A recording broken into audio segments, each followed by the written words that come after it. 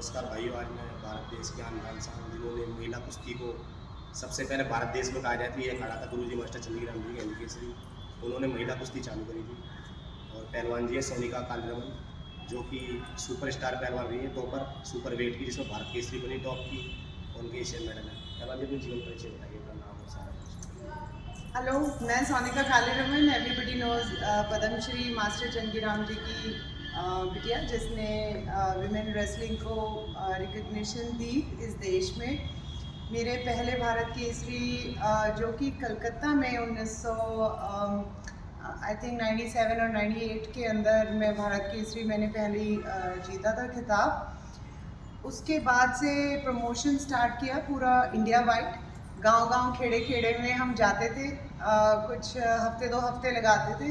जिस तरीके से आजकल पॉलिटिकल रैलीज निकाली जाती है, उस तरीके से मेरे नाम से रैली निकालते थे कि भाई महिला कुश्ती देश में शुरू हो चुकी है, प्लीज़ अपनी बेटियों को कुश्ती और अखाड़ों में भेजिए, जो कि बहुत एक बड़ा टैबू था। बहुत मुश्किल से हमने कुश्ती स्टार्ट किया। आपके जैसे आप आज के टाइम में हर एक कभी लड़की को पहलवान बनाना चाहते हैं, लड़की पहलवान, आपके टाइम में क्या था, क्या रखवाल थी, क्या चाहती थी लड़की नहीं? देखिए गुरुजी कितने झेलना पड़ा था। अरे सुनिए, सबसे फनी चीज़ मैं आपको बताती हूँ, हमारे देश में सिर्फ जो कुश्ती का माहौल था वो हनुमान जी की जगह थी, बजरंगबली की जगह। अच्छा, मैं तो खुद उस गुरु की बेटी रही थी, उसके बावजूद भी अखाड़े, अपने घर से अखाड़े तक हमको परमिशन नहीं थी कि हम मिट्टी के अखाड़े में आए। गुरुजी का इतना बड़ा अखाड़ा था, छोटे जब भी नहीं आते थे मैं कभी, हमें मिट्टी में कभी गुरुजी ने अखाड़े में नहीं खेलने दिया, बिल्कुल भी नहीं, कि बजरंगबली की जगह हमारी लड़कियां अखाड़े के अंदर नहीं जाएंगी, खेलेंगी। बट लड़कों का नहाने का डिसिप्लिन होता था कि भाई जब लड़कियां बच्चियां बाहर हों तो पहलवानों का नहाना धोना बाहर आना बंद है,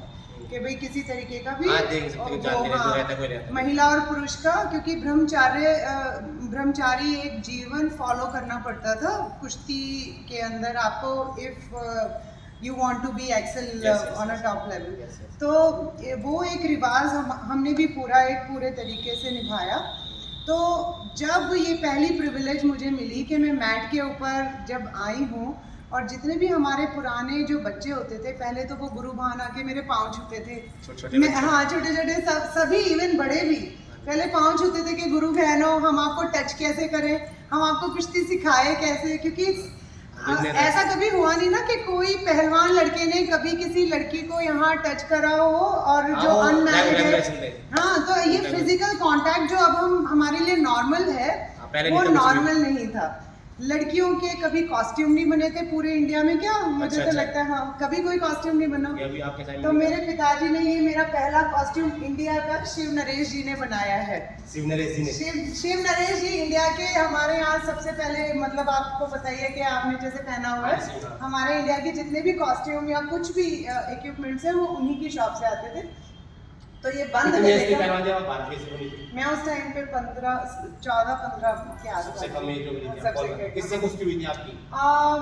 पंजाब की एक लड़की थी, ज्यादातर जो लड़कियां आती थी वो जूडो की आती थी, क्योंकि कुश्ती थी ही नहीं। कुश्ती में थी नहीं आप लोग? जूडो की आती थी, बॉक्सिंग की लड़कियां आती थी, इतनी जोर जोर से उठा के पटकती थी। और जो कुश्ती हम लोग सीखते थे, हम खड़ाई तो होना सीख रहे हैं, हम क्या सीखेंगे भाई, पहले हाथ कैसे पकड़ना है, गर्दन पे हाथ कैसे, जो आप एक नए बच्चे को सिखाते हो। तो मैंने जो 14 साल की एज में मैंने तो हाथ पकड़ना सीखा था, जो बच्चे 2-2, 3-3 साल की उम्र में लड़के सीखते। लेकिन मैं 15 साल की भारत की। इंटरनेशनल टूर कितने आपके बाहर देश के? भाई मैं जब तक इस कंट्री में रही, जब तक मैंने स्पोर्ट्स खेला 2010 तक, मैं इंडिया की टॉपर थी। कितने वेट में खेलते थे? मैं 72 किलोग्राम्स में खेलती थी। सुपर हैवी वेट में 72 किलोग्राम्स था। अब तो मैंने सुना है कि काफी चेंज हो गए हैं, अब 10 हो गए, पहले हमारे 7 होते थे। पहले कितने वेट होते थे? पहले 7 वेट कैटेगरीज थी, अब तो 10 हो गया है। मेडल किस में आए आपके? और ये देखो आप, जैसे आप यहाँ देखोगे एशियन चैंपियनशिप है, मैं दोहा एशियन गेम्स में थी वहाँ। अब तो 2/3 हो गए। हाँ, 2/3 हो गए। हमारे टाइम पे पहले 3 ही, फर्स्ट सेकंड थर्ड ही होता था। एक थर्ड। अगर वो दूसरा थर्ड होता तो मेरे को यहाँ पे थर्ड मेडल था, मैं 4th आई थी वहाँ पे। अच्छा, समझ गया, जो थर्ड होते आप 4th। मैं हाँ 4th थी, तो उसके अंदर मुझे ब्रॉन्ज नहीं मिला, अदरवाइज वो अगर होता तो मैं यहाँ ब्रॉन्ज था मेरे पास। एंड ये एशियन चैंपियनशिप है, यहाँ पे मैंने चाइना ताइपे को हराया इधर। एंड आप देख रहे हो कि गुरशरण है, किरण सिहाग है, एंड यहाँ पे गीतिका गीतिका जाखड़ यहाँ नीचे है।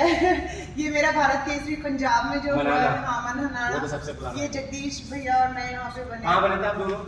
मनहनाना बने हैं, हकीमपुर बने हैं। हकीमपुर का चालू हो गया, बंद हुआ। हाँ, हरियाणा में जो देवीलाल गोल्ड कप होता था हमने वो किया उसमें है। किसको हराया था? बढ़िया, उसके किस्से सुनता हूँ। जाखड़ वो इंटरनेशनल गीतिका। नहीं, गीतिका जाखड़ को मैंने यहाँ पे दिल्ली में हराया है, राजीव गांधी गोल्ड कप पे। वहाँ पे पंजाब की गुरशरण थी।